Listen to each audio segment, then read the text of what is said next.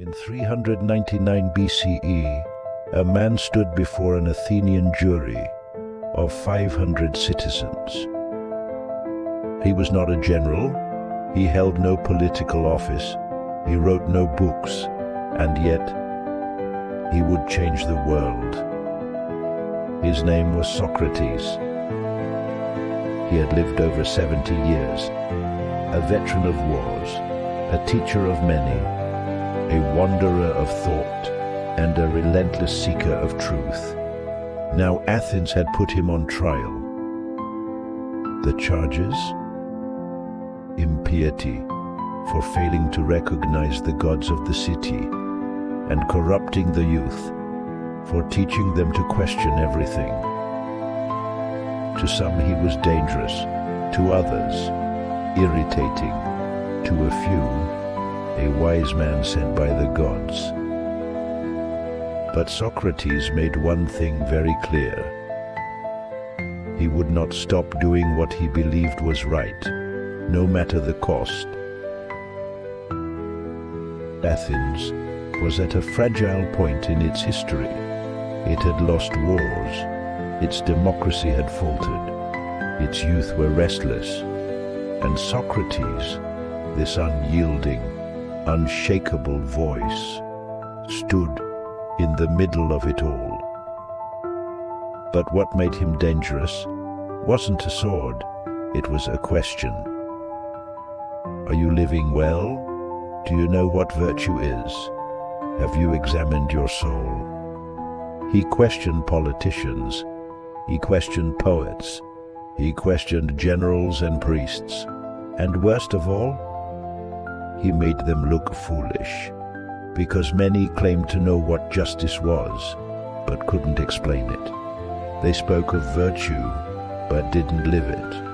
And when challenged, they grew angry, because he exposed their ignorance, not with violence, but with logic, with words, with courage.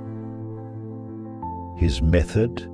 Ask questions, expose contradictions, lead others to realize they didn't know as much as they thought. This was the Socratic method, and it made enemies. At his trial, Socrates stood before the jury, not as a criminal, but as a citizen fulfilling a divine duty. He did not beg for mercy. He did not offer a bribe. He spoke calmly, honestly, fearlessly. He said, I am like a gadfly sent by the gods to sting this city into wakefulness. They could silence him, but in doing so, they would silence their conscience. He was given the chance to propose his own punishment, instead of suggesting exile or even a fine. Socrates, with a subtle smile, proposed this, that the state should feed him in the Prytaneum, a public honor given to Olympic champions. Because, he said, he had served the city faithfully by questioning it.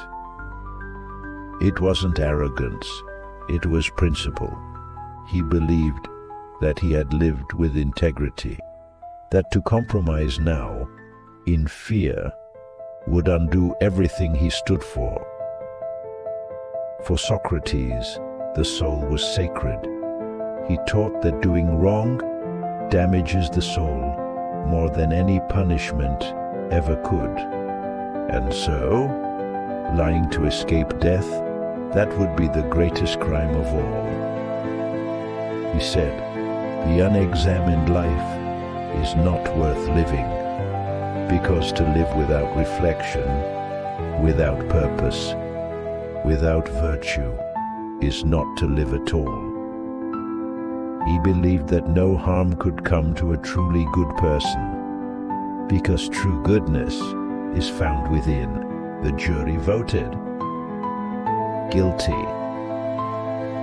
He was sentenced to die by drinking hemlock, a bitter poison. His friends wept, Some pleaded for him to flee. They had the money. They had the guards bribed. The door was open. But Socrates refused. Even when wronged by the city, he would not return wrong for wrong. If he escaped, he said, he would be undermining the laws and the moral foundation of the society he had spent his life trying to improve. Socrates believed in principle over convenience, in virtue over survival, in truth over fear. And so he waited. His final days were spent in discussion, not despair. He talked about the soul, about life after death, about duty, about justice. He comforted those around him. He remained steady, calm, composed. And on the final day, he drank the hemlock, slowly. His legs went numb, then his arms, then his breath slowed. And still, he spoke with clarity until the end. His final words, "Crito, we owe a cock to Asclepius. Pay the debt and do not forget." A cryptic line, but deeply meaningful. Asclepius was the god of healing, and Socrates, even in death, may have believed that death itself was a kind of healing, a release from the physical into the realm of the soul. He died, not as a rebel, not as a victim, but as a man at peace with his own conscience. His legacy, he taught that ethics isn't just about rules, it's about courage, consistency, clarity, conviction. He taught us that true wisdom begins with the words, "I do not know." That moral living requires self-examination, that truth is worth more than popularity, that a good soul is more valuable than a long life. In choosing death over compromise, Socrates became immortal. He became the voice of every person who ever stood for truth, who spoke when it was dangerous, who held their ground when the world told them to sit down. And perhaps, in moments when we're tested, when we feel the pressure to betray our values, we might remember the man who drank poison because he would rather die than live a lie.